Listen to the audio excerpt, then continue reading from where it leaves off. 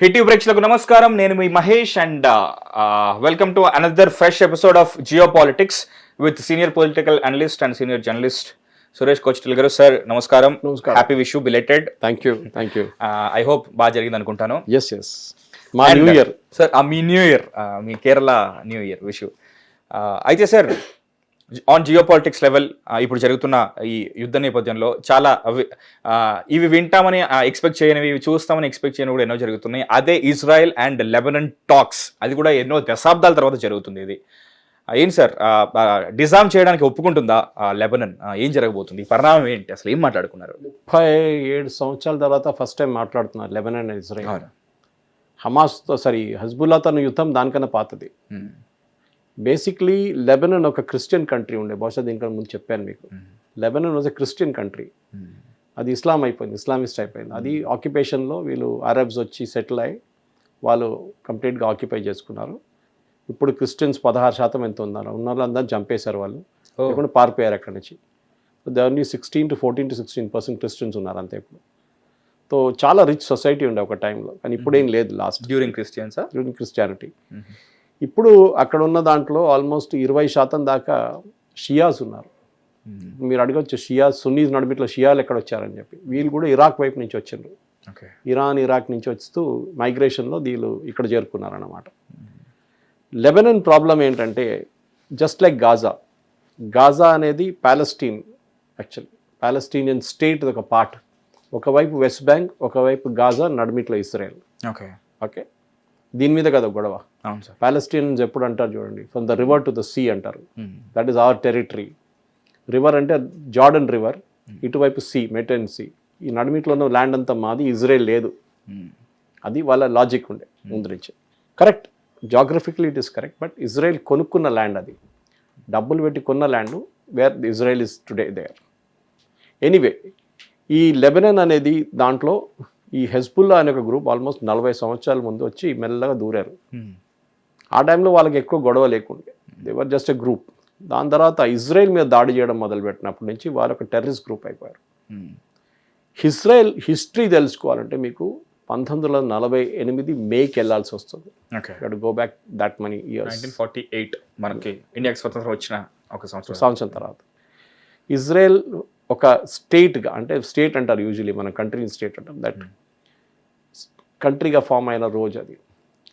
ఆ రోజు Ben Gurion, he was the Israeli prime minister అప్పుడు, ఆయన ఒక చిన్న స్పీచ్ ఇచ్చారు, saying the state of Israel is coming to existence. ఆయన మనలాగా పెద్ద సెరమనీ గిరిమనీ ఏం లేకుండే, ఇక్కడ మన రెడ్ ఫోర్ట్లో చేసినట్లు నెహ్రూ. దాని తర్వాత 19 నిమిషాల్లో అప్పటి నుంచి then American president Harry Truman ఇజ్రాయెల్ని అంగీకరించుకుంటా ఒక ప్రొక్లమేషన్ చేసింది ఆయన. అది చాలా పెద్ద ఇష్యూ జరిగింది అమెరికాలో, ఎందుకంటే అక్కడున్న జూయిష్ లాబీ కోసం, సపోర్ట్ కోసం చేశారని చెప్పి హ్యారీ ట్రూమన్ మీద చాలా ఆరోపణలు వచ్చినాయి. ఆయన ఓన్ స్టాఫ్ దాన్ని వ్యతిరేకించారు, వైట్ హౌస్ స్టాఫ్ కూడా. మార్షల్ అని చెప్పి, ఇది gentlemen called Marshall, chief of staff, ఆయన వ్యతిరేకించారు. లేటర్ ఆన్ మార్షల్ ప్లాన్ అని చెప్పి ఒక ప్లాన్ ఉండే, దానికి main brain behind that for this Marshall only. కానీ హ్యారీ ట్రూమన్ పట్టించుకోలేదు. He recognize the state of Israel. 2 రోజుల్లో ఇజ్రాయెల్ ఫామ్ అయ్యి 2వ రోజు ఇజ్రాయెల్ మీద పెద్ద యుద్ధం జరిగింది. ఆలోచించండి, జస్ట్ 2 day ఓల్డ్ కంట్రీ మీద యుద్ధం చేశారు. ఎవరు? అన్ని ఇస్లామిక్ కంట్రీస్ కలిసి. సో మన మీద ఇప్పుడున్న థ్రెట్ మీరు ఆలోచించండి, ఆ రోజులో ఇజ్రాయెల్ మీద ఉండే అట్లాంటిది. దానికోసం Israel and India have a very close relationship. We face the same threat. వాళ్ళ చుట్టుపక్కల అందరూ వాళ్ళ అగెయిన్స్ట్ ఉన్నారు. మన దగ్గర పాకిస్తాన్, చైనా, ఇప్పుడు బంగ్లాదేశ్, వీళ్ళు ముగ్గురు మన చుట్టూ ఉన్నారు. ఇది మనకున్న ఎగ్జిస్టెన్షియల్ థ్రెట్. ఇజ్రాయెల్ కూడా అంతే. ఇజ్రాయెల్ మీద ఆ రోజు దాడి చేసిన దాంట్లో ట్రాన్స్ జార్డన్, ఇప్పుడు జార్డన్ ఉంది కదా, ట్రాన్స్ జార్డన్ అంటారు వాళ్ళు. Transjordan. Then Lebanon, of course పెద్ద ఇది లేదు, కానీ ఈజిప్ట్, సిరియా అండ్ ఇరాక్ నుంచి ఆయుధాలు డైరెక్ట్గా పంపించారు వాళ్ళు, ఎందుకంటే వాళ్ళు జాగ్రఫికలీ కొంచెం దూరం ఉన్నారు వాళ్ళు. ఇది ఇజ్రాయెల్ మీద జరిగిన దాడి, సెకండ్ డే ఆఫ్టర్ ఫార్మేషన్. కానీ ఇజ్రాయెల్ అడ్డుకున్నారు. అది మీరు అడగొచ్చు ఎట్లా అని చెప్పేసి. వాళ్ళ దగ్గర ఏం లేకుండే, ఆయుధాలు లేవు, ట్యాంకులు లేవు, ఎయిర్క్రాఫ్ట్ లేదు. ఏదో పాత కొన్ని ఎయిర్క్రాఫ్ట్ని మాడిఫై చేశారు వాళ్ళు, సివిలియన్ ఎయిర్క్రాఫ్ట్ అంతే. ఎట్లనో వాళ్ళు ఒక 10 days అడ్డుకున్నారు, చాలామంది చనిపోయారు ఇజ్రాయెల్ వైపు నుంచి. But this somehow fought. And other side Egypt దగ్గర మోస్ట్ మోడర్న్ వెపన్స్ ఉన్నాయి, including tanks. Okay. Even Jordan వైపు కూడా వీళ్ళందరూ లేటెస్ట్ వెపన్స్ తీసుకొచ్చి ఇజ్రాయెల్ వ్యతిరేకంగా పోరాడితే ఆ రోజు ఇజ్రాయెల్ అడ్డుకున్నారు 10 to 15 days. They fat like హెల్. కొన్ని టెరిటరీస్ వాళ్ళ చేతి నుంచి పోయింది, కానీ కొన్ని వాళ్ళు తీసుకున్నారు. దాని తర్వాత ఒక సీజ్ ఫైర్ వచ్చింది. యుఎస్ వీళ్ళందరూ కలిసి ఒక సీజ్ ఫైర్ అగ్రిమెంట్కి వచ్చారు. ఆ సీజ్ ఫైర్ టైంలో ఇజ్రాయెల్ ఏం చేశారంటే, ఇజ్రాయెల్లో ఉన్న యూఎస్లో ఉన్న జ్యూస్ అందరు కలిసి చాలా డబ్బులు రేజ్ చేసి ఇజ్రాయెల్కి కావాల్సిన ఆయుధాలని సేకరించి ఇజ్రాయెల్ పంపించారు. డైరెక్ట్ పంపించలేదు, ఇండైరెక్ట్గా పంపించారు. ఎందుకంటే అమెరికాలో ఒక చట్టం ఉండే, అది ఇప్పుడు కూడా ఉంది, దట్ ఒక దేశానికి ఆయుధాలు అమ్మాలంటే అమెరికన్ కాంగ్రెస్ అప్రూవల్ కావాలి, ఆర్ అప్పుడు అమెరికన్ ప్రెసిడెంట్. కానీ హ్యారీ ట్రూమన్ తెలియనట్లా నటించారు ఆ రోజు. తెలుసు ఆయనకి ఆయుధాలు అక్కడికే వెళ్తుందని చెప్పి, కానీ వాళ్ళు ఏం చేయలేదు. ఎందుకంటే zoo lobby is very powerful even now. Jewish lobby యూఎస్లో మీడియా, ఫైనాన్స్, చాలా సెక్టర్స్ కంట్రోల్ చేస్తారు వాళ్ళు. ఓకే. దానికోసం ఇప్పుడు ఏ యూఎస్ ప్రెసిడెంట్ అయినా కానీ భయపడతారు జూయిష్ లాబీని. ఎందుకు సార్? వాళ్ళ స్పెషాలిటీ వాళ్ళు అంత పవర్ఫుల్, వాళ్ళు ఆ కమ్యూనిటీ, వాళ్ళ దేశం కోసం ఏమైనా చేస్తారు. మన వాళ్ళకి అది కాదు కదా. మన వాళ్ళు ఒకసారి, ఇన్ఫ్యాక్ట్ నిన్న ఒక చిన్న ఇన్సిడెంట్ జరిగింది, మీకు తెలిసి ఉంటుంది. వైస్ ప్రెసిడెంట్ జేడీ వ్యాన్స్ ఒక మీటింగ్ అటెండ్ చేశారు, మాగా వాళ్ళది, ఒక స్టేడియంలో. దాంట్లో చిన్న గొడవ జరిగింది. ఎవరో ఆడియన్స్ నుంచి క్వశ్చన్లు అడిగారు, మీరు గాజాల పిల్లల్ని చంపుతున్నారు, అది ఇది, దాన్ని యుద్ధం మీద ఏదో క్వశ్చన్ అడిగారు వాడు. సో ఆయన కొంచెం కోపం వచ్చింది ఆయనకి. సో లాస్ట్లో ఎవరో అడిగారు, ఈయనేమో అన్నారంటే, నా ఇన్లాస్ని చూడండి, వాళ్ళు ఇండియా నుంచి వచ్చారు, I married an Indian immigrants daughter, వాళ్ళు కానీ ఇవాళ దాకా వాళ్ళు ఇండియా గురించి చేయమని ఆదాజ్ ఎప్పుడు చెప్పలేదు, వాళ్ళు యూఎస్ గురించి మాట్లాడతారు, మీరు కూడా అట్లా ఉండాలి, యూఎస్లో వచ్చి యూఎస్ సిటిజన్ అయిన తర్వాత మీరు ఏంటి మీ దేశం గురించి ఆలోచిస్తున్నారని చెప్పి JD Vance made a statement. దాని తర్వాత దాని రియాక్షన్స్ చాలా వచ్చినాయి. కొంతమంది అడిగారు, మళ్ళీ జ్యూస్ సంగతి ఏంటి అని అడిగారు. జ్యూస్ ఏ దేశంలో ఉన్నా కానీ వాళ్ళ ఇజ్రాయెల్ గురించి వాళ్ళకి ఎప్పుడు ఒక ఆలోచన ఉంటుంది, ఎప్పుడు ఇజ్రాయెల్ గురించి ఒక సపోర్ట్ ఉంటుంది వాళ్ళ హార్ట్లో. డబ్బులు కానీ డబ్బులు తీసిస్తారు అట్లా. Motherland is motherland. For them that is the most important thing, because Israel has no right to exist అని చెప్పారు అరబ్ దేశాలన్నీ కలిసి. ఇజ్రాయెల్ అనే దేశం ఉండలేరు, అక్కడ ప్రజలు కూడా ఉండకూడదు. దానికోసం జర్మనీలో ఆ రోజు హిట్లర్ చేసిన అత్యాచారాలు, ఆష్విట్స్ లాంటి ప్లేస్లో, గ్యాస్ చేంబర్స్లో, అది ఎప్పుడు మర్చిపోకూడదు మనం. జర్మన్ జ్యూస్ ఉండేది, పోలిష్ జ్యూస్ ఉండేది. కానీ మీరు today you go to any country in the world, Ukrainian juice ఉన్నారు, రష్యన్ జ్యూస్ ఉన్నారు, ఫ్రెంచ్ జ్యూస్ ఉన్నారు, పోలిష్ జ్యూస్ ఉన్నారు, ఎక్కడ దేశంలో జ్యూస్ ఉంటారు. మన దగ్గర కూడా, మన దగ్గర Cochin had the largest concentration of juice. 1700s వచ్చారు వాళ్ళు, 1700s. ఆ టైంలో ఉన్న రాజులు, మన Hindu Kings, they gave them the land, said this is your land. వాళ్ళు ముంబైలో దిగారు ఫస్ట్, మా ఇంటి దగ్గర కొడుంగలూరు అని చెప్పి త్రిచూర్ డిస్ట్రిక్ట్లో అక్కడ తెచ్చి దిగారు. That is one of the biggest ports of India at that time. షిప్లో వచ్చారు వాళ్ళు అక్కడి నుంచి తరిమి కొట్టారు కదా వాళ్ళ ల్యాండ్ నుంచి, వాళ్ళ ప్రామిస్డ్ ల్యాండ్ లేకుండే సొలమన్ టైం నుంచి. వాళ్ళు పారిపోయి వచ్చిన వాళ్ళు. వాళ్ళకి సినగాగ్ ఇప్పుడు కూడా మీద ముంబైలో కనిపిస్తుంది, ఈ కల్కటాలో కనిపిస్తుంది, ఈవెన్ ఇన్ కొడుంగలూరు వేద land, today it's called Kodungallur, then it is called Cranganore. దాని తర్వాత కొచ్చికి వచ్చింది. కొచ్చిలో వాళ్ళకి Jew Town, today it's beautiful Jew Town. మీరు కొచ్చికి వెళ్తే జూటాన్కి వెళ్ళాల్సిందే. And the synagogue is also there. Saturday Sunday holiday, so Shabbat ఉంటుంది వాళ్ళకి ఆ రోజు. కానీ ఇప్పుడు ఒకరో ఇద్దరు ఉన్నారు జ్యూస్, అందరు వెళ్ళిపోయారు. Everybody is gone back to Israel. వాళ్ళని కొచ్చినీ జ్యూస్ అంటారు, వాళ్ళని Cochini Jews. And the Malabar Jews అంటారు కొంతమంది, కొచ్చినీ జ్యూస్ అంటారు. ముంబై వైపు దిగిన వాళ్ళు, కల్కటాకి వెళ్ళిన వాళ్ళని బగ్దాదీ జ్యూస్ అంటారు. వాళ్ళు బగ్దాద్ నుంచి వచ్చిన వాళ్ళు. ఇరాక్లో కూడా జ్యూస్ ఉండే ఆ టైంలో. So they are different people of different times అనమాట. సో వీళ్ళకి సర్వైవల్ వీళ్ళ ఇన్స్టింక్ట్లో ఉంటుంది. ఎందుకంటే వీళ్ళు ఉండకూడదని అరబ్ కంట్రీస్కున్న ఒక పిలుపు. So anyway, coming back to the cease fire. దాని తర్వాత సీజ్ ఫైర్ తర్వాత వార్ మళ్ళీ మొదలైంది. దాంట్లో ఇజ్రాయెల్ ఈసారి వాళ్ళ ఆయుధాలు అన్నీ వాళ్ళు ఎవరైనా కొట్టి ఫినిష్ చేసేసారు. ఈజిప్ట్ని, సిరియాని, జార్డన్ని. చాలా Egypt, half of Egypt conquer చేసుకున్నారు, హాఫ్ ఆఫ్ జార్డన్ కాన్కర్ చేసుకున్నారు. ఇప్పుడున్న వెస్ట్ బ్యాంక్ ఉంది చూడండి, ఇదంతా ఇజ్రాయెల్ చేతిలో ఉండే. సైనాయ్ కాన్కర్ చేసుకున్నారు, సైనాయ్ పెనిన్సులా, అది వాళ్ళ చేతికి వచ్చేస్తుంది. లాస్ట్లో వీళ్ళు అందరు కలిసి సరెండర్ చేశారు. అంటే ఒక ఒప్పందానికి వచ్చేసి అన్నీ జరిగింది, ఇప్పుడు నుంచి జరగదు అని చెప్పి. సో ఇజ్రాయెల్ కూడా చాలా మటుకు అమెరికా కొంచెం ప్రెషర్ పెడితే వీళ్ళ టెరిటరీస్ అన్ని వాళ్ళకి వాపస్ ఇచ్చేసింది, తిరిగి ఇచ్చేసింది వాళ్ళకి. ఇదంతా జరిగిన తర్వాత మళ్ళీ గోల్డా మియర్ ప్రధానమంత్రిగా ఉన్నప్పుడు I think 60s or 70s 6-day war అని ఇంకో యుద్ధం జరిగింది, సేమ్ రిపీట్. ఈసారి కూడా ఈజిప్ట్, జార్డన్, అటు జార్డన్ లేదనుకోండి, ఈజిప్ట్ ఉండే మెయిన్లీ, సిరియా ఉండే, వీళ్ళందరూ కలిసి దాడి చేశారు. Maybe Jordan was there, I think so. 6-day war. అప్పుడు Golda Meir was the prime minister, that lady, first lady prime minister of the world. ఆమె కూడా చాలా strong lady. She really fought like hell. ఆమె ట్రూప్స్ని marshal చేసింది. Shimon Peres was the defence minister then. ఆయన ప్రతి కంట్రీకి తిరిగి సపోర్ట్, ఇజ్రాయెల్ కోసం సపోర్ట్ అడిగారు. In fact I had a good fortune of interviewing Shimon Peres in Taj Krishna 2001 లో 25 years ago. కాన్ఫరెన్స్కి వచ్చారు, అక్కడ సిఐఏ కాన్ఫరెన్స్కి. అప్పుడు ఆయన ఇంటర్వ్యూ చేశాను నేను. Great moment. ఇజ్రాయెల్ అనేది అట్లాంటి ఒక రాజ్యం. అరబ్ రీజన్స్కి, అరబ్ కంట్రీస్కి ఇదే ప్రాబ్లం. మన పాకిస్తాన్ మన మీద ఎప్పుడు దాడి చేస్తూనే ఉంటారు చూడండి, ఇండైరెక్ట్గా.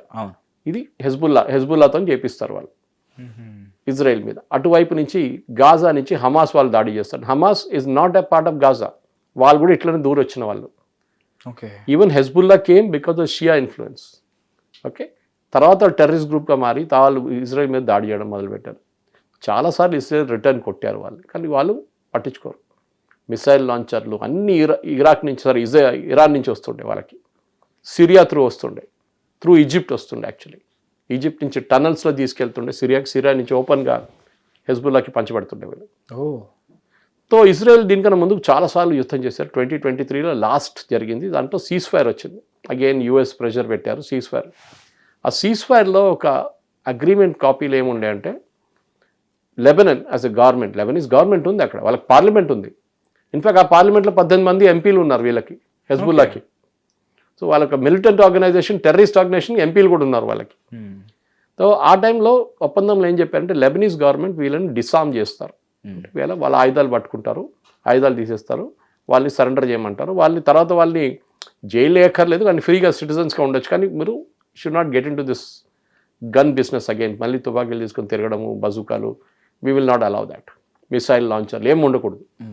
కానీ లెబనీస్ గవర్నమెంట్ అనేది one of the weakest governments. వాళ్ళ ఆర్మీ ఈజ్ నథింగ్. ఒక్క రోజులో ఫినిష్ చేసేస్తారు హెజ్బుల్లా వాళ్ళని. చెప్పారు కూడా ఇప్పుడు, నిన్న జరిగిన డిస్కషన్లో అన్నారు, they have no right to talk Lebanon, మేము యాక్చువల్ రూలర్స్ ఇక్కడ, మాతో మాట్లాడాలి అంటున్నారు. సో ఈ హెజ్బుల్లా అనే ఆర్గనైజేషన్ ఇంటర్నేషనల్గా యుఎన్ కూడా టెర్రరిస్ట్ ఆర్గనైజేషన్గా డిక్లేర్ చేశారు, as much as Hamas.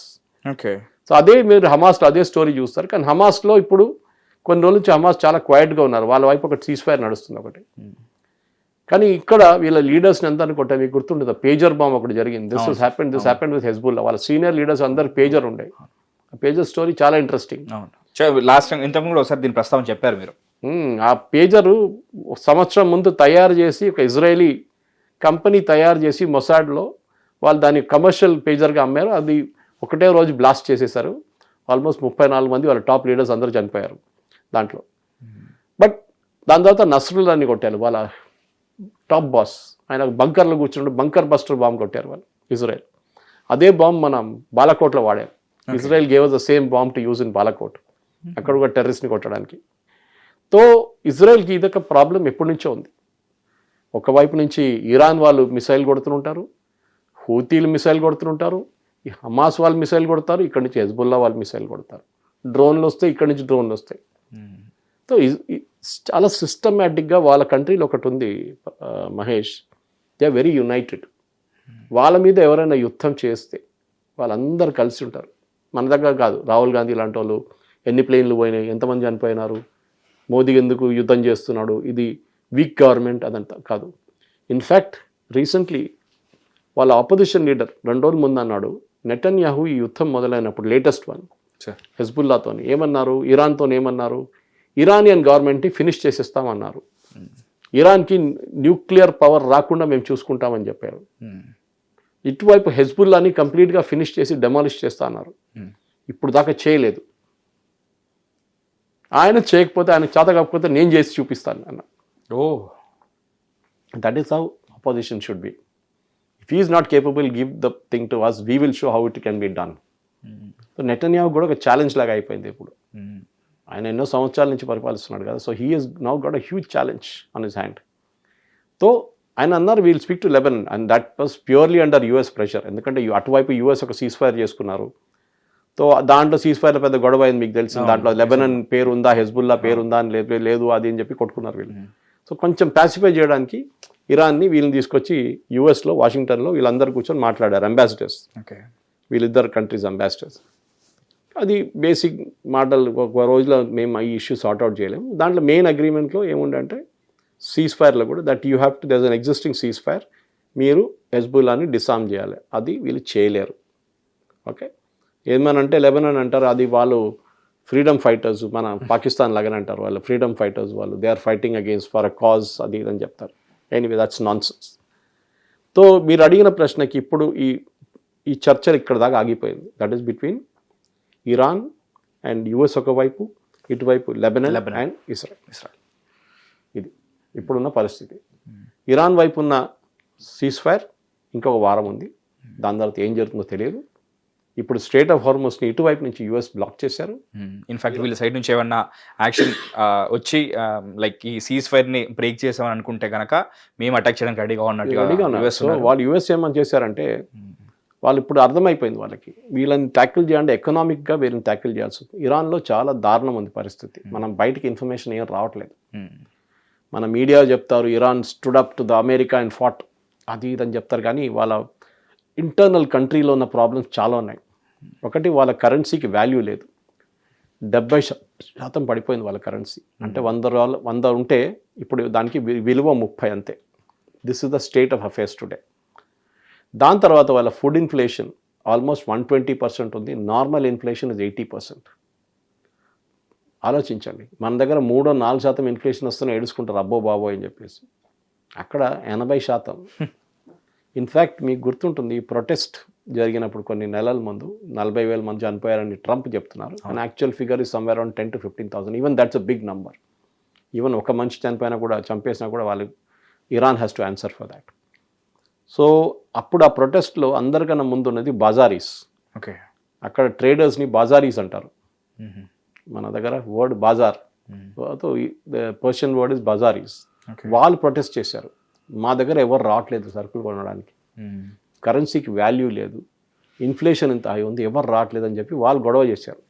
Government should do something అని. అప్పుడు వాళ్ళ మీద కూడా కాల్పులు జరిగినాయి. చాలామంది చనిపోయారు దాంట్లో ప్రొటెస్ట్లో. సో ఇరాన్లో ఒక డెస్పాటిక్ రెజీమ్ ఉందని ఎవరు నిరాకరించారు. Yes, they are dictatorial religious bent minded government. వాళ్ళని ఆ గవర్నమెంట్కి గతి దింపాల్సిందే. They have to bring them down. There is no doubt about that. Okay, కానీ దాంతో రాబోయే కొత్త గవర్నమెంట్ ఎట్లుంటుందో అది మనకు తెలియదు. ఈ ఎగ్జాంపుల్ ఎందుకు చెప్పాలంటే మహేష్, ఇరాక్లో సద్దాం హుసేన్ని దింపారు వీళ్ళందరూ కలిసి, వెపన్స్ ఆఫ్ మాస్ డిస్ట్రక్షన్. దాని తర్వాత ఏం జరిగింది? మొత్తం గొడవ. ఇవ్వాలి దాకా ఇరాక్లో స్టెబిలిటీ లేదు. ఈ గ్రూప్ వాళ్ళు కొడుతున్నారు, ఆ గ్రూప్ వీళ్ళు కొడుతున్నారు, ఐసిస్ ఉంది, అల్-ఖైదా ఉంది, ఇరాకీ గవర్నమెంట్ ఉంది, రెబెల్ గ్రూప్స్ ఉన్నారు, ఇరానియన్ రెబెల్ గ్రూప్స్ ఉన్నారు. వీళ్ళందరూ కష్టం. ఈ సస్పెక్ట్ తాలిబాన్ ఆఫ్ఘనిస్తాన్లో ఏం జరుగుతుంది అట్లనే డిఫరెంట్ గ్రూప్స్ ఉంటాయి, పవర్ గ్రూప్స్. ది యుఎస్ ఒక రికార్డ్ ఉంది, వాళ్ళు ఎక్కడ పోయినా కానీ ఇదే చేస్తారు. వాళ్ళు ఆ దేశంని మొత్తం ధ్వంసం చేసి వెళ్ళిపోతారు.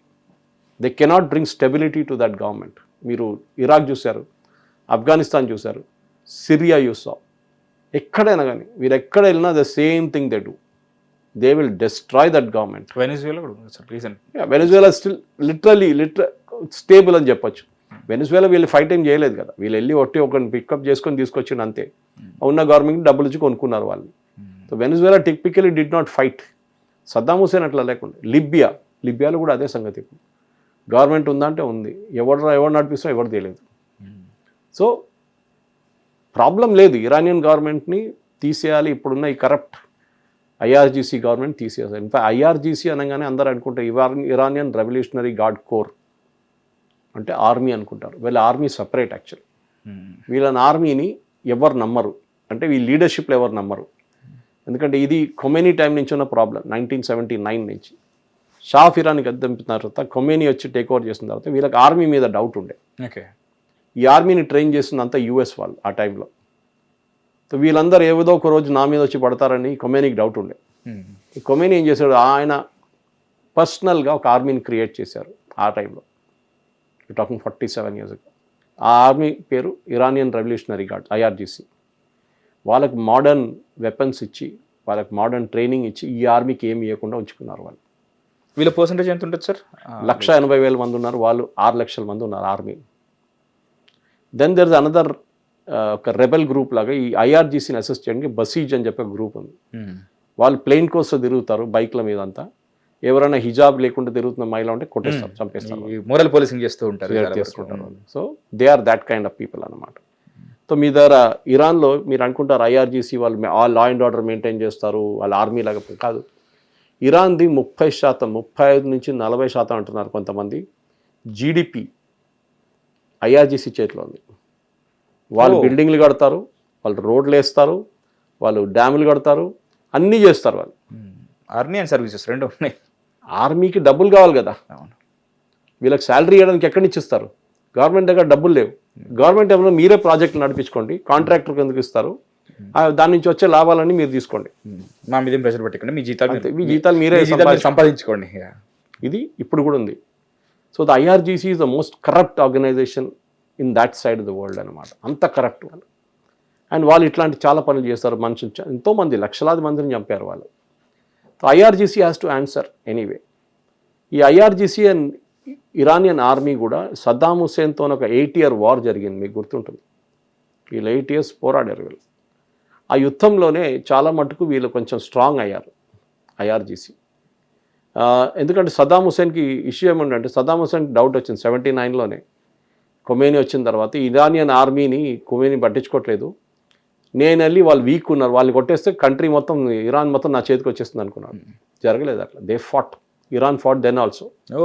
చాలా మంచి పోరాడారు అప్పుడు. In fact the same Mujtaba guy వాళ్ళతో పాటే ఒకప్పుడు ఉన్నారు ఆ పార్ట్. సో హిస్టరీ ఉంది వాళ్ళకి, హిస్టరీ ఉంది. ఇప్పుడు ఫస్ట్ టైం కాదు వాళ్ళు. Iran was always like that. In fact ఆ ఏరియాలో, ఆ జాగ్రఫీలో బ్రిటిష్, డచ్, ఫ్రెంచ్, పోర్చుగీస్ ఎవరు రూల్ చేయని ఒక కాలనీ ఉండే, అది ఇరాన్ ఒకటే ఉండే.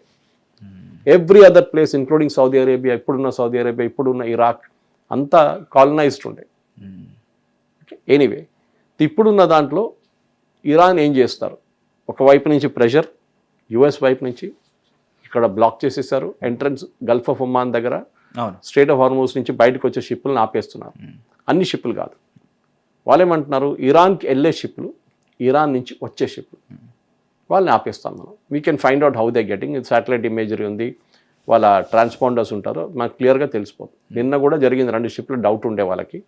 One was a Chinese ship, దాన్ని ఫస్ట్ రిటర్న్ పంపించారు, మళ్ళీ పిలిపించుకున్నారు తర్వాత బయటికి.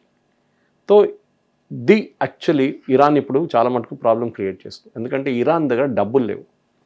ఒకటి, వాళ్ళ కరెన్సీకి విలువ లేదు, వాళ్ళ అసెట్స్ అంతా ఎప్పుడో సీజ్ చేసుకున్నారు అమెరికా. పాయింట్స్ లో కూడా వాళ్ళు అడిగింది కూడా అదే కదా, మా 79లో వాళ్ళు ఇరాన్లో ఉన్న ఎంబసీ ఆఫీషియల్స్, అమెరికన్ ఎంబసీ ఆఫీషియల్ని హాస్టేజ్గా ఉంచుకున్నారు. మీకు తెలుసు జిమ్మీ కార్టర్ టైంలో అది పెద్ద ఇష్యూ. 1 సంవత్సరం పాటు వారు హాస్టేజ్ చేసుకున్నారు తెహరాన్లో. ఓకే, సో అప్పటి నుంచే వీళ్ళ మీద మొత్తం బ్యాన్ పెట్టేశారు ఇరాన్ మీద.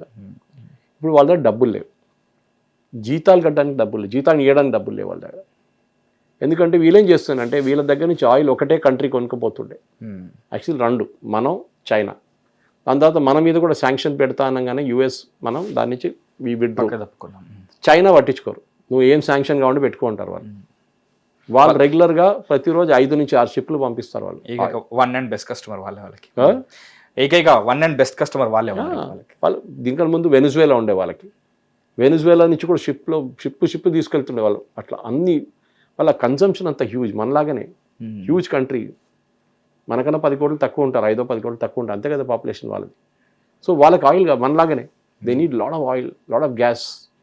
సో వాళ్ళు వెనిజువేలా మీద డిపెండ్ అవుతున్నారు, వెనిజువేలా పోయిన చేతి నుంచి. సో ఇరాన్ మీద చాలా డిపెండెంట్ వచ్చేసింది వాళ్ళకి. రష్యా దగ్గర నుంచి కొంటారు వాళ్ళు. ఇప్పుడు ఇరాన్ నుంచి ఆయిల్ లేదు వాళ్ళకి, చైనాకు ఆయిల్ లేదు, ఇరాన్ అమ్మలేకపోతున్నారు. ఇరాన్ పేమెంట్ చైనా దగ్గర నుంచి, చైనా ఒకరే కాదు, ఎవరైనా వాళ్ళ దగ్గర నుంచి కొంటే యువాన్లో తీసుకుంటారు, చైనీస్ కరెన్సీ. మీరు అడగొచ్చు, ఇరాన్ కరెన్సీ తీసుకోవచ్చు కదా, దానికి వాల్యూ లేదు, యువాన్ తీసుకుంటారు. డాలర్ తీసుకోలేరు, ఎందుకంటే అమెరికా దాన్ని ఎక్స్చేంజ్ చేయనియరు. ఆబ్వియస్లీ వాళ్ళ మీద ఉన్నది శాంక్షన్స్ కాబట్టి వాళ్ళకే కొట్టలేము. వీళ్ళేం చేస్తారంటే యువాన్లో తీసుకొని రష్యాకి ఇస్తారు, రష్యా నుంచి కావాలని కొనుక్కుంటారు. మరి ఎక్స్చేంజ్ వాల్యూలో వాళ్ళకి ఏమైనా మిగులుతుందా సార్? యాక్చువల్లీ అది అక్కడి నుంచే స్టోరీ ట్విస్ట్ ఉంది. ఓకే, దాన్ని క్రిప్టో కరెన్సీలో చేంజ్ చేస్తారు. క్రిప్టో కరెన్సీ చేంజ్ చేసి ఇరాన్కి ఇచ్చేస్తారు. ఓకే, వాళ్ళ కమిషన్ తీసుకుంటారు రష్యా. ఆబ్వియస్లీ వాళ్ళ మొదటి ఫ్రీగా చేస్తారు. సో దాని క్రిప్టో కరెన్సీ ఒకసారి వస్తే మీకు తెలియదు అది ఎక్కడ పోతుందని. ఏదో దూరిపోతుంది, ఏదో రూట్లో వెళ్ళిపోతుంది అది క్రిప్టో కరెన్సీ. అది ఇరాన్ బిజినెస్ ఉండే ఇప్పుడు దాకా. ఓకే, బయట నుంచి ఏమైనా కొనాలంటే ఏం చేయాలంటే వాళ్ళు ఈ క్రిప్టో కరెన్సీ వాడుకుంటుండే. ఇప్పుడు అది లేదు. ఇన్ని ఎక్స్చేంజెస్, మూడు రకాల ఎక్స్చేంజెస్ చేయాలి వాళ్ళు అసలు. ఇప్పుడు అది లేదు. ఆయిల్ బయటికి వెళ్ళట్లేదు. 2 రోజుల్లోనే ఇరాన్ ఆల్మోస్ట్ వాళ్ళు వచ్చి దండం పెట్టేశారు యూఎస్కి. స్టాక్ మొన్న జరిగిన బ్లాకేడ్స్తో ఇప్పుడు జరుగుతుంది. ఇప్పుడు కూడా they realize that this is the game. ఎందుకంటే వీళ్ళు ఫస్ట్ ప్రపోజ్ చేశారు బ్లాక్ చేస్తామని చెప్పి, చేశారు కూడా వాళ్ళు. చేశారు. సో ఎవరో మంచి ఐడియా ఇచ్చారు ప్రెసిడెంట్ ట్రంప్కి, వాళ్ళు చేస్తే మీరు కూడా చేయండి. మనకు మేము చూసాను నేను అది, I will block your block అని ట్రంప్ చెప్తున్నాడు ఇరాన్కి. సో ఇది, సో ఇట్స్ బ్లాక్ నౌ. అదే టైంలో ఇరాన్లో ఉన్న కొంతమంది కన్సర్వేటివ్ లీడర్స్, కొంతమంది హార్డ్ కోర్ లీడర్స్ ఏమంటున్నారంటే మీరు ఇక్కడ బ్లాక్ చేస్తే మేము రెడ్ సీ బ్లాక్ చేసేస్తాం. రెడ్ సీ అవతల ఉంది, ఇది ఇక్కడ ఉందంటే Persian Gulf, Strait of Hormuz, దాని తర్వాత Gulf of Oman, Persians, Arabian Sea, అక్కడి నుంచి ఇండియన్ ఓషన్, అక్కడి నుంచి వెళ్ళిపోతారు అందరు. ఇటువైపు వస్తే యూరోప్కి వెళ్ళే రూట్ ఇది. సో ఈ రెడ్ సీ నుంచి పికప్ చేసిన ఆయిల్ కానీ ఏమైనా అదొక్కటే ఉంది అక్కడ. బేసిక్లీ మన యాన్బూ పోర్ట్ అనే ఒక పోర్ట్ ఉంది సౌదీ అరేబియాది. ఓకే, నేను బహుశా ఇంకా ముందు చెప్పుంటాను. They have a 1000 kilometer long pipeline called east west pipeline. అది ఎందుకు వేశారంటే సద్దాం హుసేన్ టైంలో వీళ్ళకి తెలిసిపోయింది. ఆ టైంలో గొడవ జరిగినప్పుడు స్టేట్ ఆఫ్ హార్మూజ్ పెద్ద ప్రాబ్లం అప్పుడైంది. సో స్టేట్ ఆఫ్ హార్మూజ్ని అప్పుడే ఈ ప్రాబ్లం ఉందని చెప్పి వీళ్ళు సౌదీ వాళ్ళు ఒక పైప్ లైన్ వేసింది, east west pipe line. Some 5 to 15% దాని నుంచి 6 billion barrels per day capacity, చాలా తక్కువ. వాళ్ళకి అట్లా 5 పైప్ లైన్ ఉంటేనే సరిపోతుంది. ఒకటే పైప్ లైన్ ఉంది, 40 సంవత్సరాల ముందు వేసారు అది కూడా. వాళ్ళు ఎప్పుడు అనుకోలేదు ఇట్లాంటి ప్రాబ్లం అసలు, లేకుంటే ఇప్పుడు దాకా వాళ్ళు 10 పైప్ లైన్లు వేసేస్తుండే కావాలంటే. సో ఆ పైప్ లైన్ యాన్బూ పోర్ట్లో వచ్చి ఎండ్ అవుతుంది, అక్కడి నుంచి లోడ్ చేసుకుని తీసుకెళ్తారు. యాన్బూ పోర్ట్ పక్కన యమన్ ఉంది, యమన్లో హూతీలు ఉన్నారు. వాళ్ళు దీనికన్నా ముందు మీకు తెలిసి ఉంటుంది, వాళ్ళు ఏ షిప్ అక్కడి నుంచి వెళ్తే అని కొడతారు వాళ్ళు. అది వాళ్ళు దాని తర్వాత యూఎస్ వచ్చి చాలా మటుకు ఇజ్రాయెల్ యూఎస్ కలిసి బాంబ్ చేసిన తర్వాత కొంచెం క్వైట్ అయిపోయారు వాళ్ళు. ఇప్పుడు ఏం చేయట్లేదు వాళ్ళు. యుద్ధంలో ఇప్పుడు దాకా ఒకటోసారి ఫైట్ చేస్తారు అంతే ఇజ్రాయెల్ వైపు, otherwise they very quiet this time. ఇప్పుడు ఇరాన్ ఏమంటున్నారు, ఇరాన్ లీడర్షిప్ మేము అది బ్లాక్ చేసేస్తాం, రెడ్ సీ యాక్సెస్ బ్లాక్ చేసేస్తాం. ఒకటి సౌదీ అరేబియన్ పోర్ట్ పనిచేయదు, రెండవది రెడ్ సీ నుంచి వెళ్తూ సూయజ్ కెనాల్ వస్తుంది బయట. సో సూయజ్ కెనాల్ నుంచి రెడ్ సీకి ఒక రూటు, రెడ్ సీ నుంచి సూయజ్ కెనాల్కి వెళ్ళే రూట్ బ్లాక్ అయిపోతుంది. అంటే యూరోప్ నుంచి మీ వైపు వచ్చేది, ఇక్కడ నుంచి యూరోప్కి వెళ్ళేది మొత్తం బ్లాక్ అయిపోతుంది.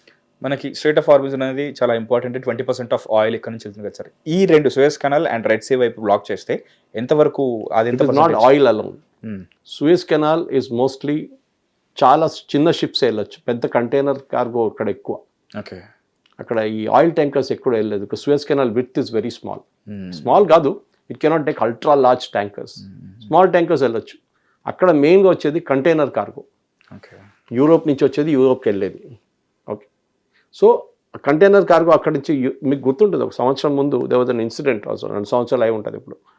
ఒక షిప్ దాని లోపల ఇట్ గాట్ స్టక్, శాండ్లో స్టక్ అయిపోయింది దాంట్లో. సో మొత్తం దాని వెనుక ఒక అది రిలీజ్ చేయడానికి కూడా చాలా డబ్బులు అవసరం, వదిలేసి వెళ్ళిపోయారు. ఎన్నో కోట్లు కూడా 200 షిప్లు బ్లాక్ అయిపోయింది దాని వెనుక. అంత పెద్ద ట్రాఫిక్ జామ్ ఉంది అక్కడ. Suez Canal is an engineering marvel, no doubt about it. దాని హిస్టరీ ఇంకోటి ఉందిలే. అదే సూయజ్ కెనాల్ క్యాప్చర్ చేయడానికి ఇజ్రాయెల్ ట్రై చేశారు. Okay, they almost got it also. US pressure పెట్టిన తర్వాత ఇజ్రాయెల్ రిలీజ్ చేసేసారు. ఈజిప్ట్ ఉంది ఇప్పుడు దాని అథారిటీ ఆపరేట్ చేయడానికి. అది పెద్ద స్టోరీ, సపరేట్ వన్. కానీ ఇప్పుడున్న దాంట్లో ఈ యూరోప్కి వెళ్ళాలంటే ఇది సూయజ్ కెనాల్ బ్లాక్ అయితే ఇటు go around Africa, Cape of Good Hope అని చూడండి, అక్కడి నుంచి తిరిగి ఇట్లా వెళ్ళాలి. It take 3 to 4 times the time, మొత్తం చుట్టూ తిరగడం అవుతుంది. ఇది you're going straight like this. ఇది వెళ్ళాలంటే ఇది డైరెక్ట్లీ Red Sea to Suez Canal. మీరు కేప్ ఆఫ్ గుడ్ హోప్ అని అంటే ఇది ఇట్లా తిరిగి ఆఫ్రికా మొత్తం తిరిగి ఇట్లా యూరోప్కి వెళ్ళాలి. So that is why ship payment చేసినా కానీ సూయజ్ కెనాల్ నుంచి వెళ్ళొచ్చు. పేమెంట్ చేయాలి సూయజ్ కెనాల్లో, టోల్ బూత్ లాగా కాదు, కానీ కెపాసిటీ మీద సైంటిఫిక్ క్యాల్కులేషన్ ఉంది వాళ్ళకి. ఎందుకంటే చాలా ఎక్స్పెండిచర్ ఉంది వాళ్ళకి. టగ్ బోట్స్ ఉంటుంది, గుంజి తీసుకెళ్తారు టగ్ బోట్స్ మీద నుండి. ఆ నీళ్ళ లెవెల్ పెంచాల్సి వస్తుంది. 2 ఓషన్స్కి 2 లెవెల్ ఉన్నాయి. So they have to do lot of technical jugglery అనమాట. ఇప్పుడున్న దాంట్లో మహేష్, ఇప్పుడున్న సిచ్యువేషన్లో ఇప్పుడు సెకండ్ రౌండ్ ఆఫ్ టాక్స్ నడిపిస్తాం అని చెప్పి చెప్తున్నారు. దానికోసం చెప్పాను ఇరాన్ దిగి వచ్చారు ఇప్పుడు. లేకుంటే అది కొంచెం బాధాకరంగా ఉంది సార్, ఎందుకంటే మొన్నటి వరకు హోల్డ్ వాళ్ళ చేతిలో ఉంది, అది బాల్ వాళ్ళ కోర్టులో ఉంటుంది. కానీ అది కాదు, అది ఎందుకంటే మనకి ఇరాన్లో జరిగిన డ్యామేజ్ మనకు తెలియదు. 8,500 బాంబులు వేశారు ఇజ్రాయెల్ అండ్ యూఎస్ కలిసి. అక్కడున్న పరిస్థితి కొంతమంది BBC పర్షియన్లో చెప్పారు మొన్న, వాళ్ళ ఇంగ్లీష్ ట్రాన్స్లేషన్ విన్నాను నేను. గాజా కన్నా దారుణం అంట స్థితి అక్కడ, ప్రతి సిటీ. అక్కడ ఇంటర్నెట్ లేక మనకి తెలియట్లేదు, కానీ ఇస్ఫహాన్ కానీ ఫర్దో కానీ మన తెహ్రాన్, ప్రతి సిటీని మొత్తం ధ్వంసం చేశారు వాళ్ళు. ఫినిష్ ఫ్లాటెడ్, ఏం లేదు అక్కడ, ఇల్లు లేవు, ఏం లేవు, మొత్తం పోయినాయి. And Iran was a very modern society. Modern in sense వాళ్ళకి infrastructure wise Shah of Iran time నుంచి ఇది వెరీ మోడర్న్. కానీ ఇప్పుడు అది చేయలేకపోతుంది. సో ఇప్పుడు మేము రెడీగా ఉన్నాం టాక్స్ అని చెప్పినప్పుడు, టాక్స్ కోసం పాకిస్తాన్ ఫీల్డ్ మార్షల్ ఇక్కడికి వెళ్ళారు. ఈ వెంట్ టు ఇరాన్. ఆయన పంపించారు ప్రెసిడెంట్ ట్రంప్, పోస్ట్మెన్ జాబ్ చేసి, ఎక్కడ ఏం చెప్పు, మేము ఈ కండిషన్స్ పంపిస్తున్నాం, అగ్రి అవుతారా లేదని. ఈ కండిషన్లో one of the main thing మన అందరూ తెలిసిందే is uranium. Okay, uranium excited about this part. ఇప్పుడు ఈసారి ఏం పెట్టాడు ట్రంప్ అని చెప్పి. అది ఇరానియంలో ఏముందంటే, యురేనియం ప్యూరిఫికేషన్లోనే మొత్తం ఉంటుంది. 3 నుంచి 4% యురేనియం ప్యూరిఫై చేస్తే మీరు పవర్ ప్లాంట్కి వాడుకోవచ్చు. It's safe. ఇంతకుముందు అదే ఒబామా టైంలో ఉండే చేసి. సో కానీ దానికన్నా ఎక్కువ మీరు చేయలేరు. దానికన్నా ఎక్కువ చేస్తే దాని will go to nuclear bomb material. 30%, 20%, 30%. అదే ప్రాబ్లం ఇప్పుడు ఇరాన్తో. సో ఇప్పుడున్న ఈ ఒబామా టైంలో ఒప్పందం వాజ్ వెరీ గుడ్. అది ట్రంప్ వేస్ట్గా దాన్ని చింపి పడేసారు పక్కన. చేయకుంటుండే చేయాలి, అది ఇంప్లిమెంట్ చేయాలి ఉండే. లాస్ట్ ఎపిసోడ్లో మనం 2018లో ఈ came to power, he did that non sense. Now ఇప్పుడు ఏం ప్రపోజ్ చేస్తున్నారంటే యుఎస్, అది మన మీడియాలో చూసిన రిపోర్ట్ ప్రకారం, అఫీషియల్గా ఏం బయటికి రాలేదు, దట్ ఇరాన్ని ఒక 5 సంవత్సరాల దాకా ఇరాన్ అంటున్నారు మేము ఆ యురేనియం ప్యూరిఫికేషన్ ప్రాసెస్ని ఆపేస్తాం, ఓన్లీ మాకు పవర్ ప్లాంట్కి కావాల్సిన మేము తయారు చేసుకుంటాం, మిగతాది వీ విల్ స్టాప్. యుఎస్ అంటున్నారు కాదు, 20 years. 20 years, అది బార్గెనింగ్ కాదు.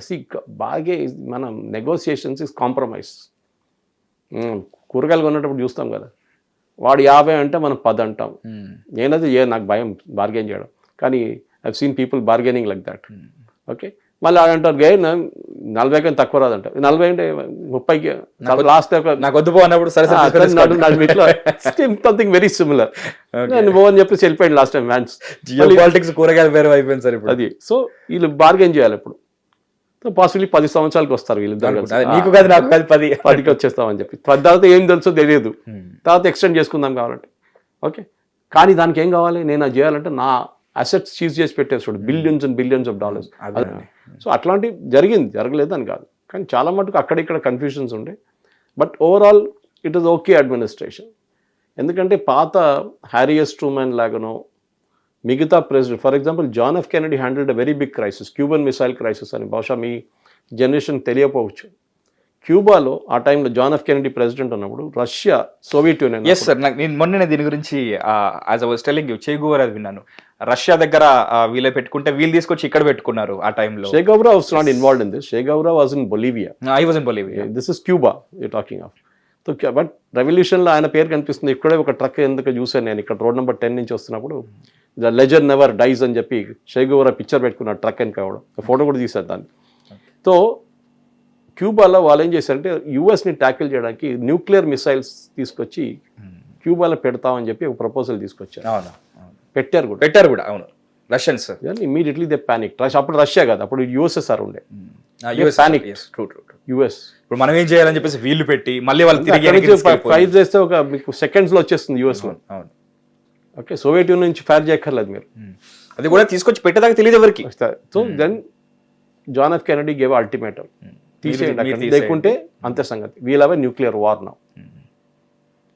నికిటా Khrushchev, I think, he was the president, he agreed. In fact Che గువరాకి నచ్చింది కూడా అదే, అసలు మళ్ళీ తిరిగి తీసుకెళ్ళిపోవడానికి అదే నచ్చలేదు. దే టుక్ ఇట్ బ్యాక్, వాళ్ళకి చాయిస్ లేకుండా. I mean here no choice. Khrushchev ఏం చేయలేరు, ఆ పొజిషన్లో ఉన్నారు ఆయన అప్పుడు.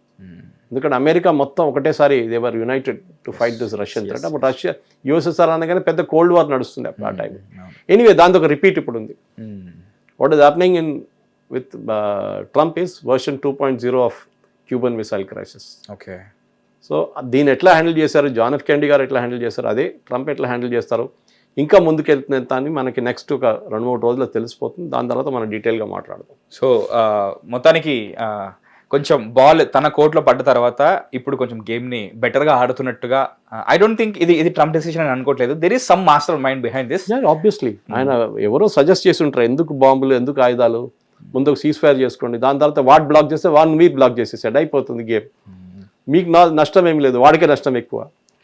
ఓకే, ఒక వారం లోపల ఈవెన్ ఆయిల్ ప్రైసెస్ ఇవాళ కూడా పడిపోయింది ఆయిల్ ప్రైసెస్.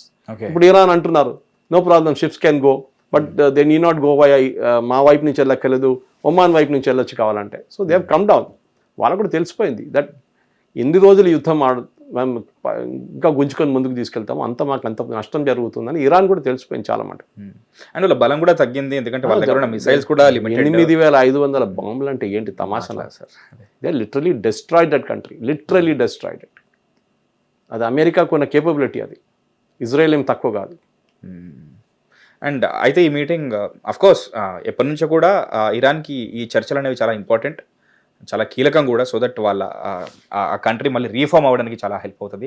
హోప్ఫుల్లీ ఆ టాక్స్ అనేవి చూద్దాం ఎలా అవుతాయో. అండ్ పాకిస్తాన్ ఇందులో ఎంత కీలకంగా మారుతుందో చూద్దాం. అంటే అవ్వడానికి పోస్ట్పోన్ అయినా కానీ మధ్యలో నాకు వాళ్ళపైన ట్రస్ట్ అస్సలు లేదు. ఇవి వాళ్ళు చేసే టాక్టిక్స్, వాళ్ళ ఏమంటారు ఆ గుంటనక్క విషయాలు చాలా ఉంటాయి కాబట్టి అవి ఏం చేస్తావో చూడాలి. అండ్ ఆ విధంగా ఏమైనా కొత్త ట్విస్ట్లు వస్తాయో చూడాలి. And we'll wait for this talks to end. And కొత్త పరిణామాలు ఏంటో మళ్ళీ మనం తప్పకుండా డిస్కస్ చేద్దాం. And thank you so much యుద్ధ పరిణామాల గురించి ప్రస్తుతం ఏం జరుగుతుందో క్లియర్గా ఎక్స్ప్లెయిన్ చేసినందుకు. State to hit TV, this is Mahesh. Hit TV app, ఇందులో short news, live news, entertainment shows, movies, digital magazines తో పాటు మీ జిల్లా వార్తలను కూడా ఫ్రీగా చూడొచ్చు.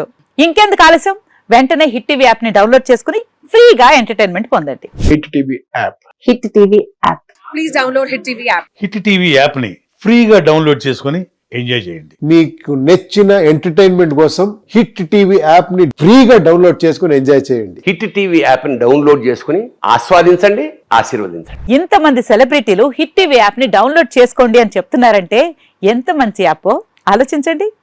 అమెరికా అమెరికా అమెరికా అమెరికాలో చదవాలనుకునే వాళ్ళకి విశ్వసనీయమైన పేరు మన శౌర్య కన్సల్టెన్సీ.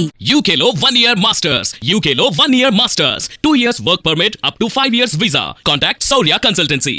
Contact 89851 89851.